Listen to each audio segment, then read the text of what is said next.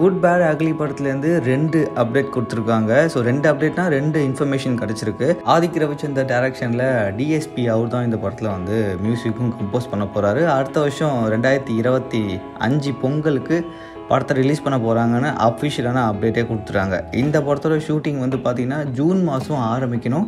As per the update அவங்க update பண்ணபடி June மாதம் good bad ugly shooting ஆரம்பிக்கணும். So wait பண்ணி பார்க்கலாம் அது ஆரம்பிக்கிறாங்களான்னு சொல்லி.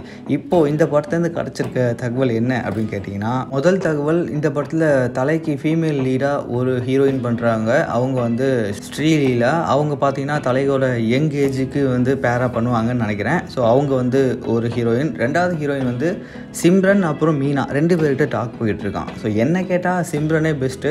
தலைக்கு வந்து சிம்ரன் கூட நடித்த வாலி படம்லாம் தரமான ஹிட் ஆச்சு.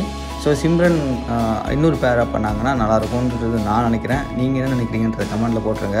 அதுக்கப்புறம் இப்போ பாலிவுட் ஆக்டர் பாபி இருக்காங்க இல்லையா, அவங்க தான் வந்து தலைக்கு வந்து வில்லன் ரோலுக்கு ப்ளே பண்ண போகிறாங்க. தலைக்கு ஆப்போசிட் ரோல் ப்ளே பண்ணுறாரு. அது போக ஜான் ஆப்ரகாம் இருக்கார் இல்லையா, அவருக்கும் பேச்சுவார்த்தை போயிட்டுருக்கு. படத்தோட ஷூட்டிங் சென்னையில் ஆரம்பித்து ஹைதராபாத் அதுக்கப்புறம் ஜப்பானில் போய் தான் முடிக்கிறாங்க போல்.